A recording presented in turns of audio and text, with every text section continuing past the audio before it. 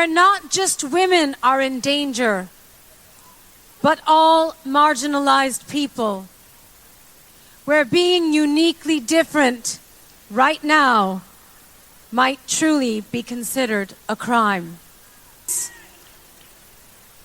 It seems as though we had all slipped into a false sense of comfort, that justice would prevail and that good would win in the end.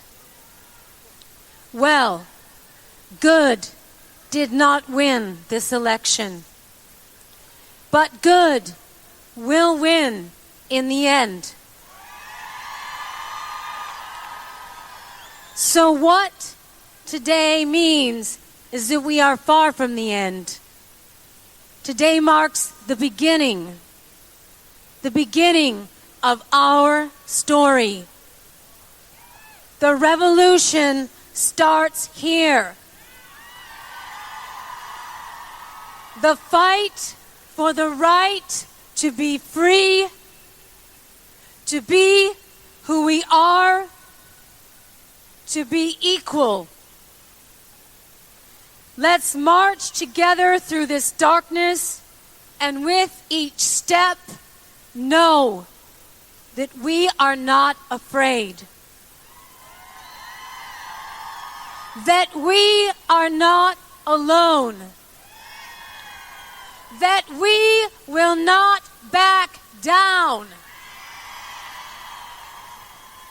That there is power in our unity, and that no opposing force stands a chance in the face of true solidarity. And to our detractors that insist that this march will never add up to anything, Boston Red here with Friday Java, a weekly magazine of political theory, polling, and commentary. It is part of the history called people that make up this fascinating journey. We are part of the Obama network. For that, we make no apologies. What we pledge to do is give you the facts on a bridge to history. What body politics is, the most up-to-date theories of political science and psephology. Stay tuned for this incredible ride. Boston Red, peace out. Java on the 16th of August 2019 from WBRN Radio and on the Boston Red Network. This is our magazine show, which we do every Friday. The times vary when we post it, but at this posting, this is what we have currently. We'll visit our friends at the University of Virginia, Charlottesville, as we normally do, and pay homage to a true patriot, a heavy hire who was murdered by white supremacists, white nationalists, whatever you want to call these characters that hang around YouTube and various other outlets out there, and there's some of the same types that were involved in the murders in El Paso, Texas. Nonetheless, we move along here. We'll start with the, let's bring a couple events up here. The affair in Hong Kong is now at last settled down some. There were demonstrations at the airport. There will be more demonstrations this weekend. They've been going on. And it is a political matter and has to be settled in a political setting. So the latest from China in the English language, I think the Globe it's called, basically said that the body politic in China is at such a state now they'll not revisit something like a Tiananmen Square where there were casualties, let's say. But again, these situations are a little different. The public only knows half of it is what is going on. There's no doubt that various disruptors have found their way into the citizens movement there in Hong Kong. In fact, they beat a Chinese type who was from China and had to apologize for that particular incident. So everything you hear is slanted. They let's make sure we know who they are. The commercial media, including the BBC, Those people called it the democracy movement. You have to be very, very careful about the term democracy and how you apply it. As the late Kwame Ture used to say, democracy is a component. That can be in a socialist system, it can be in a capitalist system, it can be in any system. We hear the term bandied around in India as the largest quote-unquote democracy. But India, under the current government of Modi, is a very reactionary regime. And they have palled around with Bibi Netanyahu and the reactionary regime in the Zionist state of Israel. Now, understand that these right-wing regimes have arm links together, whether it be in India, whether it be in Israel, whether it be in Brazil under Bolsonaro. Now, Bolsonaro is a big pal also with Bibi Netanyahu, and this is a situation that we see more and more of coalitions between all of these right-wing regimes. We have not seen this type of coalitions since the Nazis. The Nazis under Schicklgruber, known as Hitler. He had, of course, Mussolini in Italy, Salazar in Portugal, as some of the henchman states there, along with Germany. Of course, various fascist units, even within the U.S., there was a large fascist movement here. So when you see these right-wingers appear, it is nothing new. You go back 75 years or whatever, you have the same people. You have these nationalistic parties. America First was Charles Lindbergh, the so-called aviator that was a fascist, had that. Not DJ Trump was not alone. They were just going back and getting a page out of history. Now, history does not repeat itself. Let's make this straight. But what does happen is that people can manipulate populations, and that is what happened in the U.S. In 2016. We talked about that, I believe, last Friday. Java, Professor Amberwitz, he's out of Emory University, set forth a model where he disproved any connection between any so-called interference by the Russian government in the 2016 election and the effects thereof.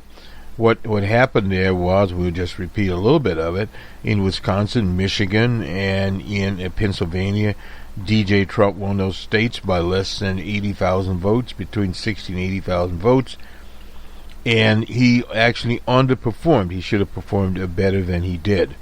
It's sort of like in New Hampshire, where he was yesterday, on Thursday, had a rally there. Anyway, nonetheless, his performance there was, he lost, in other words, by a little over 2,000 votes. Raise a fin there, but New Hampshire has always been, excuse me, a conservative state. But it has been trending blue, purple, whatever you want to call it, in recent years with Senator Sheehan, Gina Sheehan there, and others. They have Angus. Is he in New Hampshire? No, I'm sorry about that. Anyway, he's in Maine.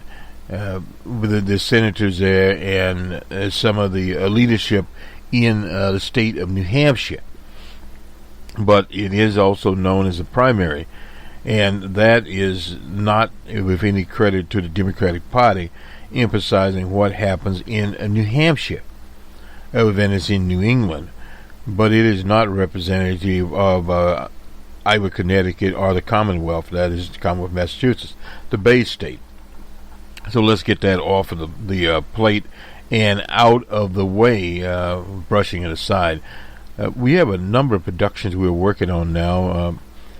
Numbers, man, you've heard about the economy, the 800 points that the Dow lost the other day. And, of course, DJ Trump told those supporters in New Hampshire that they have no choice than to re-elect him because of their 401ks. We've never supported this mic 401ks, but nonetheless, they go up and they go down like a roller coaster. We call our economic model the numbers man model, the seesaw model. And effectively that is what is happening. And if you look at other economies, whether it be in the UK, of course, they have Brexit, which is a political problem, on top of the macroeconomic problems they have. And in Germany is, by all accounts, in a recession. That's the largest economy in the EU, in Europe. And then, of course, we have Italy. We have a number of things going on there. And China has less industrial output than in many years. And India. So if you start looking at the global economy, you can understand there's a slowdown. And to add to it, long-standing projections of the U.S. economy will grow less in 2020, 2021, and 2022, etc.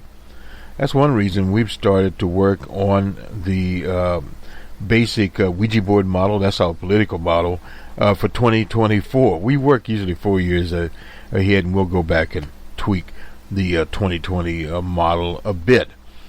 But this is the whole idea of all of our programs. We attempt to stay on top of this body of politic, period. And we also have a program, just about finished with it, on the podcasting types. There are more podcasts than ever out there, and there's some statistics out on it. There's a nice little article in the New York Times about the number of podcasts, and out of the hundreds of thousands of these podcasts, how many are active beyond certain numbers there. I think 6 was the magic number for many of these people. And again, how many of these podcasts are produced on any kind of regular basis. Now, some only appear, say, every 30 days, some bi-monthly, etc. But you have that situation out there because it takes an enormous amount of time, and many of these people think that they're going to monetize their podcasts. That's probably less than 5% now. Yes, some people do reach 250,000 listeners, no doubt about that. But the average for monetization, I throw it in here, is about 5,000. We peak between 1,000 and 1,500 normally on our episodes over the time, and we across our network we have in excess of 4,000. Where would be the political side, Boston Red, Numbers Man, the macroeconomic side, our technical report, the open source idea there, and beyond the world. We have to get that up on the international scale. We have some of those out there, and all about sports. We need to do some work there. So in other words, that's sort of roundup. Let's go now to the University of Virginia. They have a guest person here named Hunter Brown. The end of the filibuster may loom. Neither side has a practical path to 60 Senate votes, which may impair the press as well. They've been talking about this for a long time. Nonetheless, Hunter Brown is an intern there at the University of Virginia. Talking about that outstanding intern, a great topic of importance. No doubt about that. Harry Reid, a late leader of the Senate, not that he's late, but the former, I guess we should say, former leader of the Senate, talked about the nuclear option. Anyway, the key from this, with exception of a brief stint in 2009, after the Depression 2010, enabled a string of improbable Democratic victories. No party has commanded a filibuster-proof majority in the Senate since the 1970s. Given the current partisan composition of the states, it seems nearly impossible for either party to gain 60 seats for the foreseeable future. The Republicans, absent any major proposals needing 60, lack an incentive to end the filibuster in 2017. Democrats, in contrast, have several such proposals heading into the 2020. Is the end of the filibuster near? Hopes of winning control in Washington. Democrats have proposed bold ideas. Of course, those bold ideas, Medicare for all, the Green New Deal, fearing potential roadblocks. Some have sought structural changes to American politics, recently calling for abolishment of the Electoral College, packing the Supreme Court. That's been tried before. The problem with any abolishing electoral college, you're dealing with a constitutional amendment which in itself has serious problems, radically transforming the composition of the Senate. However, perhaps the easiest to overcome is procedural roadblock to progressive objectives is the filibuster in the Senate. I had the filibuster during the historic civil rights legislation there during the Johnson administration. Coach Johnson had been the speaker, the majority leader, in the Senate, and Sam Rabin was in the House. A little historic there. Anyway, could end the majority vote. Ending the filibuster has been mentioned by some of the candidates, Elizabeth Warren, as well as he mentions Harry Reid in here. Of course, the Democrats and Republicans could overcome the filibuster by winning the requisite 60 seats, but as we will explore in depth below, there has been very few filibuster-proof majorities in the recent decades. The filibuster has been a feature of the U.S. Senate since the early days of the nation. If a senator can talk ad nauseum, a piece of legislation will never come to the vote. Thus failed. However, the Senate has been slowly weakening the filibuster power over the years. Initially allowed unlimited debate, effectively requiring unanimous consent to vote on anything there. However, in 1917, the then president, a racist named Woodrow Wilson, annoyed as much of this legislative stalling, pressed for an impending entry into World War I, a mistake, convening a special session of Congress in which the Senate enacted Rule 22, enabling two-thirds majority of the body to end the debate and proceeding to vote. The thresholds were further reduced in 1975 to 3/5. The Senate has begun to limit the scope of the filibuster. In 1974, it passed the Congressional Budget Act of 1974, which created a method of bypassing the filibuster entirely for certain legislature called budget reconciliation. In 2013, with many of President Obama's judicial nominees stalled amidst threats of impeding Republican takeover of the Senate, Senate Democrats enacted the end of the filibuster for executive and judicial appointments, thus excluding Supreme Court justice. In 17, the Republicans in control of both the Senate and the presidency ended the filibuster on Supreme Court nominees in order to approve the now Justice Neil Gorsuch.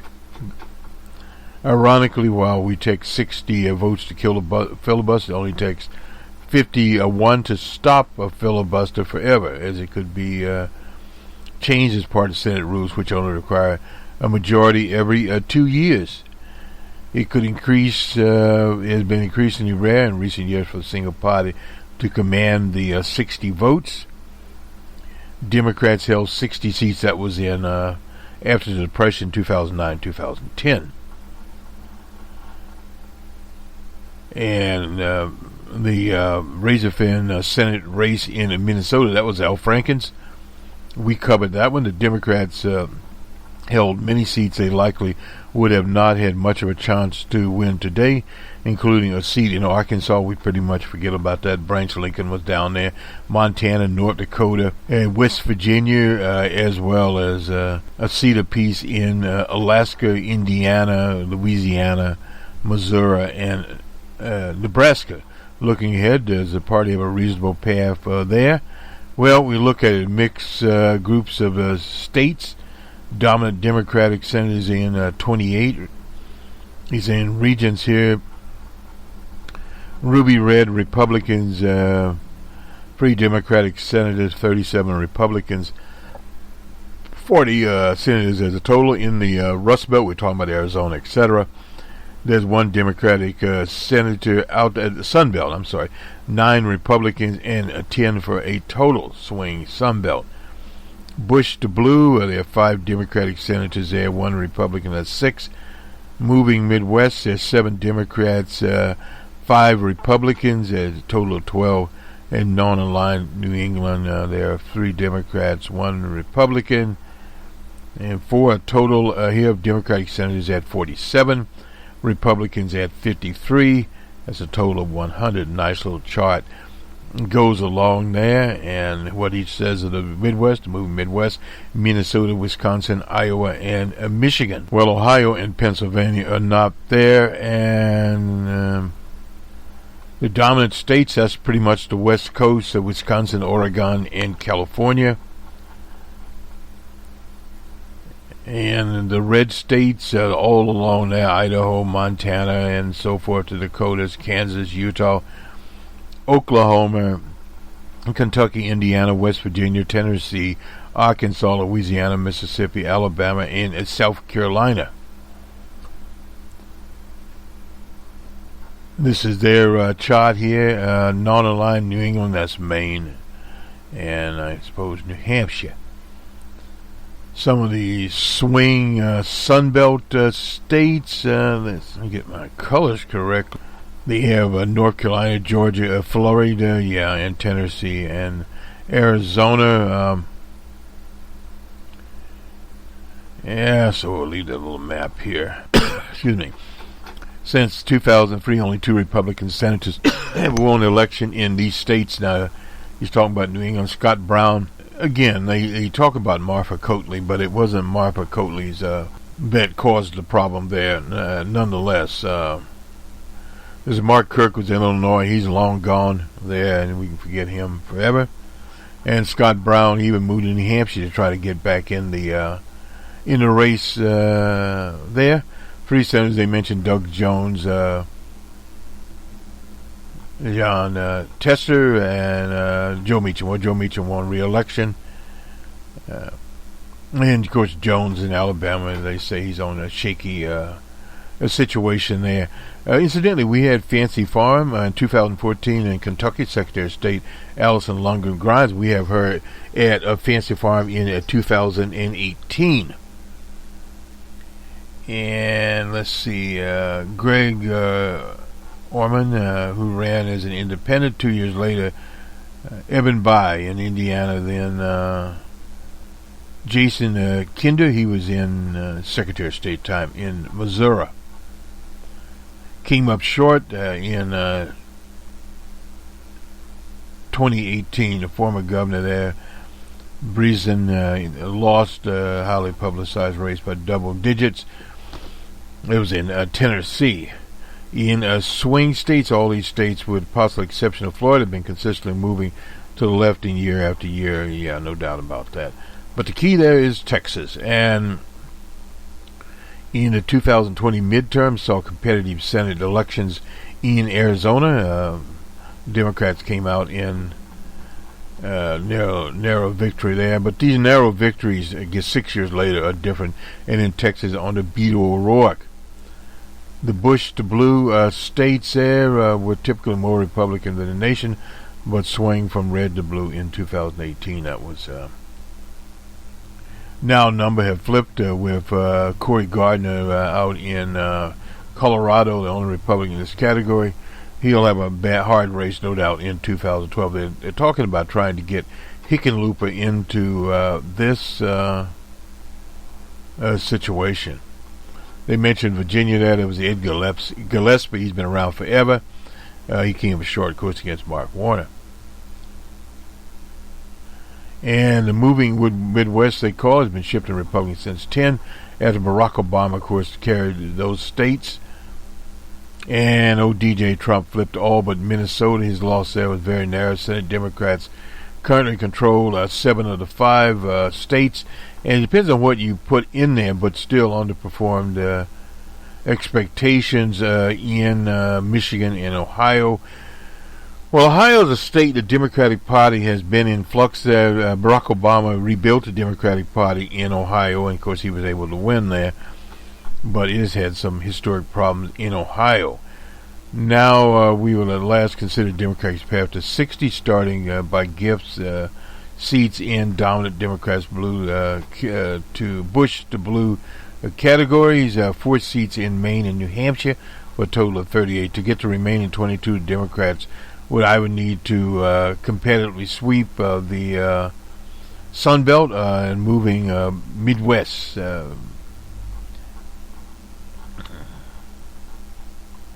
The ruby red Republicans start them off with 40 seats, necessitating 20 from the remaining category. The battleground swinging, Sunbelt and moving Midwest. Well, the Midwest is moving back to basically where it was. And if Hillary Clinton would have won the White House, they would have needed to net 8 seats. That would be a possibility in a later cycle. Perhaps so, but she underperformed. In 2017, when the Republicans had full control of both the Congress and the presidency, the party lacked any legislative priority, requiring a filibuster-proof majority. The two major initiatives, the Affordable Care Act, a tax cut plan, both could pass with 51 votes for reconciliation. Obamacare's reconciliation couldn't win a majority in the Senate, but the tax cut passed because that was business friendly. That is from our friends there at the Crystal Ball. Let's move on here and get to, I'm not sure what'll come up later. I'm looking at my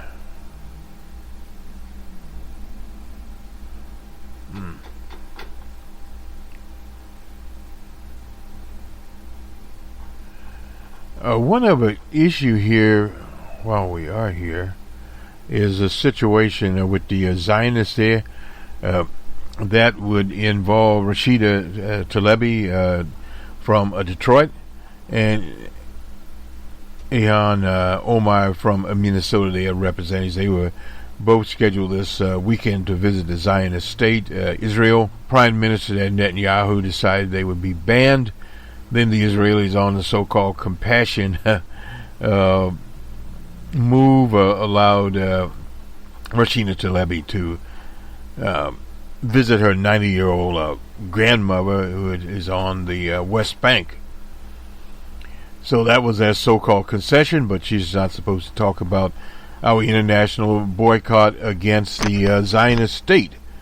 As a result, and at the time of this recording, we've not heard anything from the Israelis on Ilhan Omar, and Ilhan Omar being in Africa, and they had another thing, but Zionism is racism. They showed it, so that's the end of that. Let's go to real clear politics here, and this is from the Post and Courier, the mental state of politics in Charleston, South Carolina. The headline here is Biden keeps a large lead in South Carolina. This is by Andy Shan, and the Post Courier was on the 14th. Anyway, this is the latest. Despite, and this is from Columbia, South Carolina, despite shaky debates, some recent misstatements, South Carolina Democrats still prefer Joe Lunchbox Biden. Biden leads Elizabeth Warren 36-17 in South Carolina. His advantage dropped by only 1 point there. Now, understand, the Democratic Party in South Carolina is an African-American party made up of followers of O.J. Simpson. And according to this, Biden has led all 5 Post-Courier research polls taken since February by an average of 22 votes. Bernie Sanders was third with 16, the last online survey, likely primary voters that was taken August 9th through the 12th. Next in line was Kamala Harris. She had 12%. Buttigieg took a big hit in the June poll, falling from third place to fifth with 5%. Senator Booker of New Jersey remained in sixth place with 4%. Tulsi Gabbard had 1%. Beto O'Rourke was in fourth place there at one time. He's about 1% there. The top 6 candidates have remained in the same place, dating back to May, from a field of 24 candidates there. Voter priorities here in the wake of shootings, of course, in El Paso and Dayton, Ohio. Gun rights replaced education as second most important issue for Democrats in South Carolina. Biden has some weak spots. He lagged Sanders and Warren, the more progressive candidates among younger voters, 18 to 34, which is good. He fell to second amongst the European voters to Warren, as more willing to throw their support behind the senator from the Commonwealth. But the Vice President, Barack Obama, has African American voters more than 60% there, and 45% received 3 times as many African American support as Harrison Sanders. He used a trip to South Carolina to apologize for working with segregationists. So in other words, that just basically means people in South Carolina, no matter what he says, will go with him. That's yet head-to-head races with Trump. The Post-Curious survey of voters from both parties had Biden losing by 11%. That was the best projected performance of any Democrat in the field, but was a sign of a Republican dominance in South Carolina. A Democrat has not won that since Jimmy Carter, Plains, Georgia. And Hickenlooper, who's no longer in the race, he looped out of the race to run with Cory Gardner. Let me go over this poll here. We can get it up here. We have the Fox poll as one of the polls we have. Sometimes you can, sometimes you can't. Here's some of the questions. Now we do, now we don't. If I recall correctly, these polls, here we go. Nonetheless, this is on today. Fox News, the nomination here, Joe Biden is leading by 11 at 31. Next is Liz Warren at 20. Bernie Sanders at 10 in this particular poll. Kamala Harris at 8. Buttigieg has fallen down to 3. Beto O'Rourke's on his heel at 2. And Senator Booker is actually at 3 also. Is coming up there. Amy Klobuchar at 2. And if we get the general election here, Joe Biden is up by 12. This now remember Fox News poll. Liz Warren is up by 7. Bernie is up by 9. Bernie is consistently polled better than most of the candidates against DJ Trump. And Kamala Harris out of California, she's up by 6. Though DJ is kind of sweating here a little bit. On Thursday, the Hill poll has Biden up by 15. Warren at 10, Bernie at 16, Harris at 7, Buttigieg is down to 4, even with Beto O'Rourke in this poll. And Amy Klobuchar is at 2. I think that's probably where she wants to be. And we already went over the Courier poll, and the approval rating is 43 to 56 disapprove. This is a Fox News.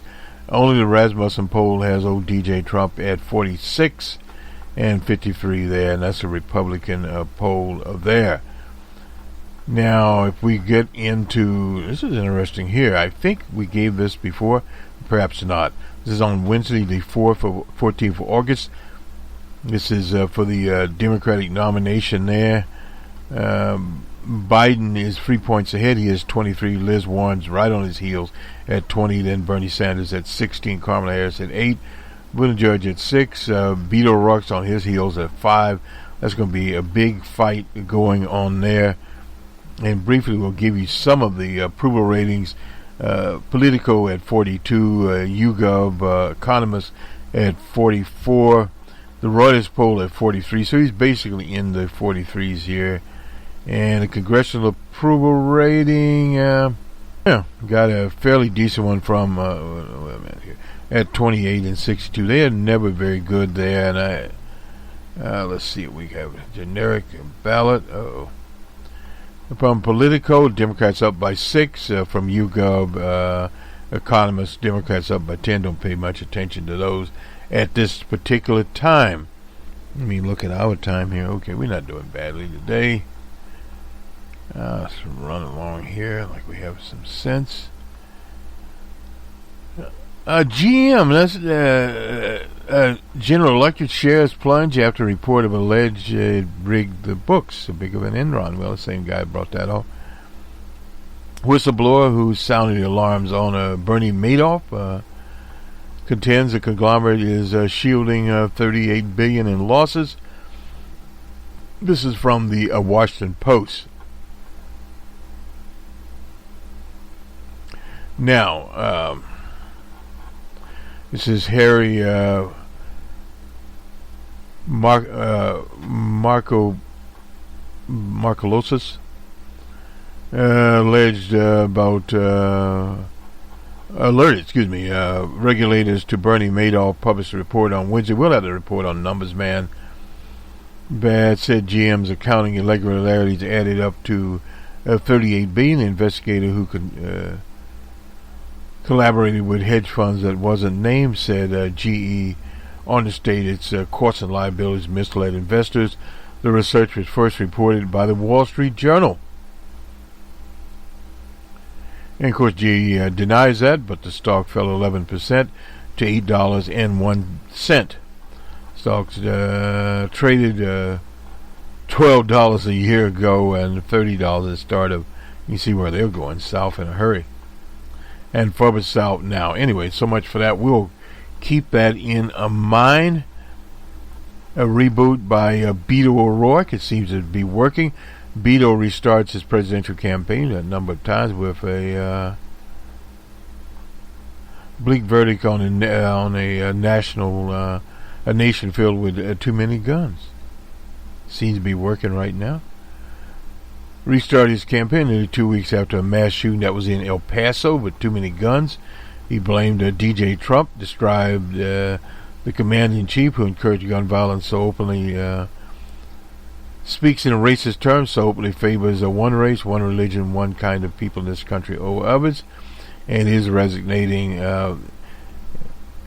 If at this moment we don't wake up to the threat, then we as a country will die in our sleep. That's what Beto said.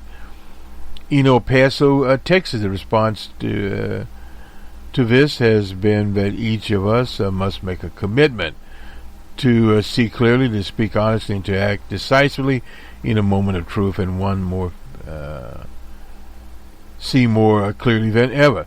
One must. Anyway, Democratic former congressman means continuing to run for president, brushing aside pleas to run for the Senate in Texas. He said he cannot go back to running for president in the way he did before, an approach that included traditional rights as visiting the Iowa State Fair, eating corn dogs, riding Ferris wheels. Amy was riding something like that. I think it was not a Ferris wheel. But anyway, the kind of challenge that we face today in this country in a moment of crisis requires an urgency. Said he would instead go to places where DJ Trump has been terrorizing and terrifying and demeaning our fellow Americans. First stop was Mississippi. An emotional 30-minute speech marked another major shift in approach for O'Rourke, who struggled to find his role and his voice in the field. He entered the race 5 months ago without a campaign manager or a vision of what the presidency would look like.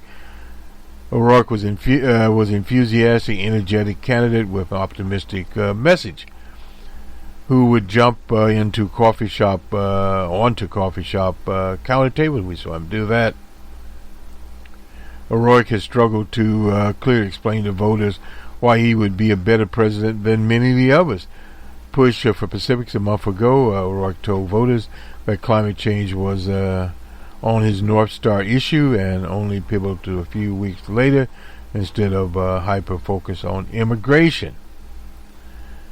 It's almost as big it's almost as if the bigger the lie, the more obvious the injustice, the more furious the pace of this bizarre behavior, the more incapable we are of seeing it and clearly naming it and acting against it. O'Rourke said this attack in El Paso was an attack on America. It was an attack of our ideas of what America can be. O'Rourke plans have been the topics of lobbying for many in the state. On Sunday, the Houston Chronicle editorial urged him to run for the Senate. Last week, O'Rourke arrived at a rally protesting Trump's visit to El Paso. A woman followed and yelled, Beto, run for the Senate. That's back to the maximum of the late Thomas P. Tip O'Neill. It was the House leader and a congressman from Boston. There have been some suggestions that I stay in Texas and run for the Senate, but that would not be good enough for this community. That would not be good enough for El Paso. He said that would not be good enough for this country. O'Rourke said we must take the fight directly to the source of the problem, the person that has caused the pain and placed this country in a moment of peril. That is DJ Trump. I want to be the leader of this country that we need right now and that we have. So he's talking about that in a way that is very, very important to people. Let me just hit a little article here on old Jay-Z, what he's up to. Jay-Z and the NFL. Thanks, but I'll take a kneel.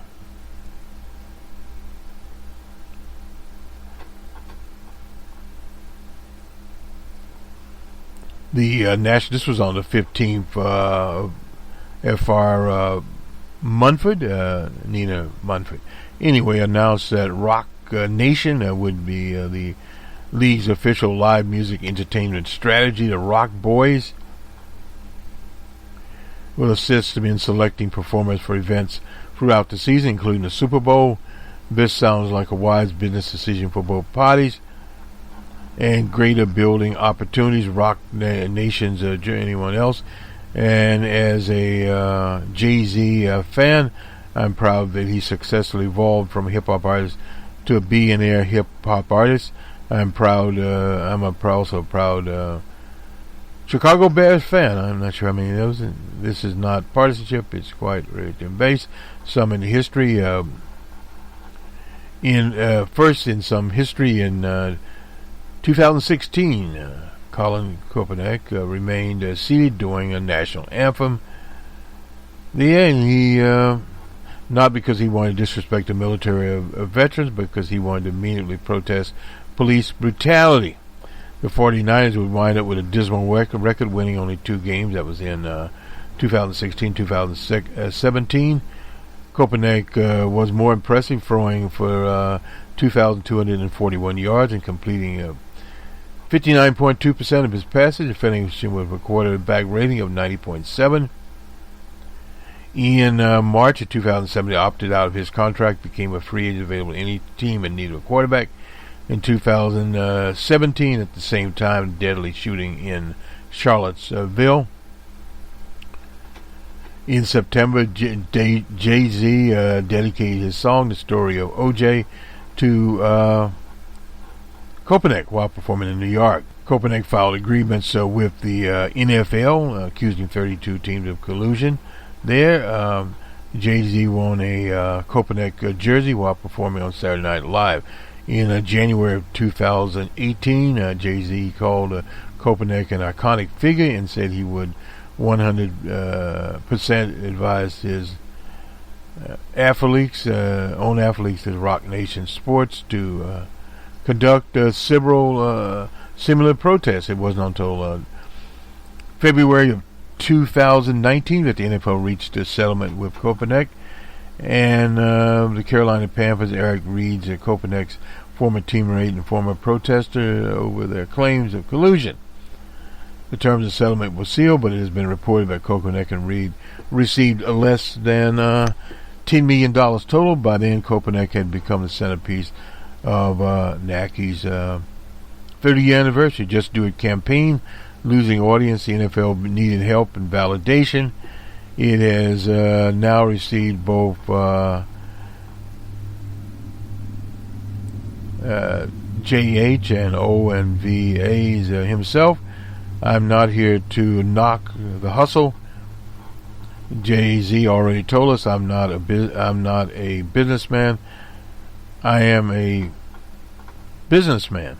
As fans can be too disappointed. Now he's at the table. Jay-Z can represent a new voice, perhaps influence NFL decisions. But what has been lost is the original outcry that drove Kaepernick to knee. Jay-Z claimed after the partnership was announced that we are moving past the kneeling. But what the specific action now he recommends, instead of talking about how to address social inequalities, police brutality, we are now discussing our dream. Sad. Super Bowl halftime show. Rather than addressing the pain of so many mothers across the nation, we're trying to understand the decision of billionaires. The year Kaepernick began his protest, 962 people were shot. Let me read that again. 962 people were shot and killed by police. We're at 566 so far this year. This week we reflected on the 5-year anniversary of the murder of Michael Brown in Ferguson, Missouri. We should stop making sure that everyone knows. We should be making sure that everyone knows their rights when stopped by cops, whether they are documented or not. We should be talking about black and brown people on attack. We should be talking about the erosion of LGBTQ rights. We can walk and chew gum at the same time. As hip-hop fans, and we celebrate that our music is finally being welcomed in the NFL stadiums across the country. We need to be sure that the hard work is still getting done. On Wednesday night, the third-year anniversary of this protest, Kopanek released a 2-minute video saying that he will continue his crusade despite those who are trying to erase the movement.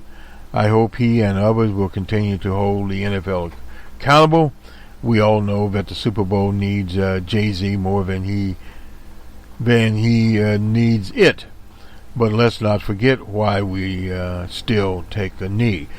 And that is very, very important. The commercialization, that's happened before. Remember when the capitalist J.P. Morgan wanted to literally buy the whole Soviet Union. He made the offer to Lenin. He just buy the whole thing out.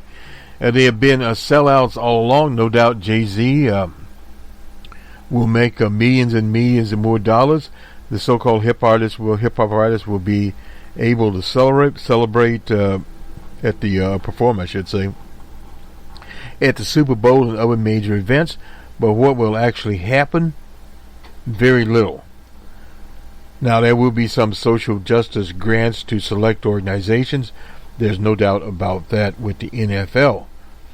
But that doesn't stop this rogue Commissioner Goodell and his treatment of the players. In other words, hands on the plantations, and these corrupt and disgraced owners like Kraft, who is the owner of the New England Patriots, who pled not guilty and should have pled guilty to pandering in Florida. So these are things that face people, and we have not covered the NFL in this season. We have to make a decision where we'll even give their scores out. But we do pieces of this nature, and our brother Colin Kopanek, who literally lost millions of dollars in this campaign, and to say that he settled for less than $10 million along with Mr. Reed. Well, that's $10 million he got the campaign. But the brother has always watched his money, and no doubt he will continue to watch his money. This will do it for us. We'll see you on the week what was on a Saturday morning, or sometime on Saturday. Sometime we're a little bit late here. We'll see. And we'll talk about the week's events in more detail. What will go on in Israel and the territories, the boycott, Representative Levy of Detroit, Representative Omar of Minnesota, and the progressive campaign, what the status is with Bernie Sanders, Senator Sanders, the senator from the Commonwealth, Liz Warren, and the others that are progressive there, and then some of the other campaigns where they are going. They've been roaming around. The Senate is out. Amy Klobuchar was in Nevada. Beto O'Rourke going to Mississippi. We talked about that, where he's going. This whole campaign, as we see it, a very long campaign, is the structure is changing. Some are moving up, some are moving down. Of a little hope from South Bend, as we'll call him, that was up in the highest single digits and sometimes double digits, has been moving down where he should be, and some of the others are gradually moving up. And Senator Booker, we have missed messages from him on Historic Thing, a person we have not supported. We supported Sharp James in that mayoral race, and of course he won it, and Booker finally won the race while Sharp James was away, in other words, in jail. But that is neither here nor there, and we remember the comment he made when Barack Obama was taking on Willard Romney, and his Romney's involvement with Bain Capital, and they were in the business of outsourcing workers from their jobs. And old Booker said it was nauseous to him. So Booker is a corporate man. Can Booker become this cycle, the conscience of the Democratic Party? Well, we may do a show on that. Is he the conscience, or he's trying to be the conscience? But the conscience, as the Chicago political activist Jesse Jackson says, we judge a tree by the fruit it bears. Good day. Have a good weekend.